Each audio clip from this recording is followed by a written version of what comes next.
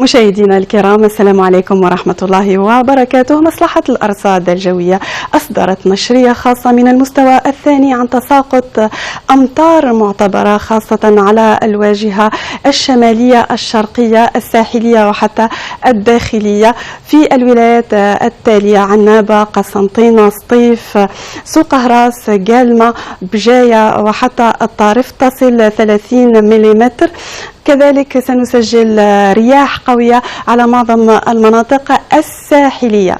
جنوبا تبقى الأجواء مشمسة على العموم وصافية على معظم مناطق الصحراء الكبير.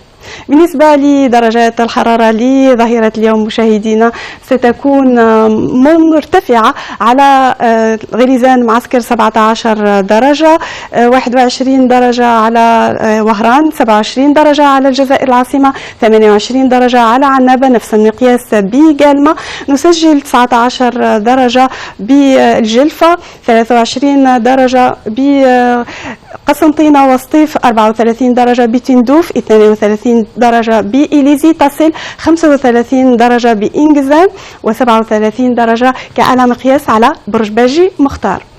درجات الحرارة خلال ليلة اليوم تبقى منخفضة على الهضبة العليا لتصل 6 درجات كأدنى مقياس على البيض، الجلفة 7 درجات على غليزان ومعسكر، كذلك قسنطينة وسطيف، 12 درجة بوهران، 14 درجة بمنطقة بشار، منطقة تندوف 18 درجة، نسجل بجانات 15 درجة، وتبقى 22 درجة كأعلى مقياس على برج باجي مختار.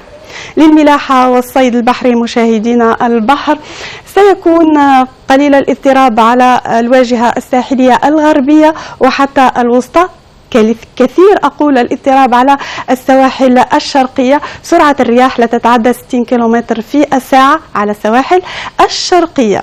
نصل إلى وقت غروب الشمس للجزائر العاصمة وضواحيها الذي سيكون على الساعة 7:46.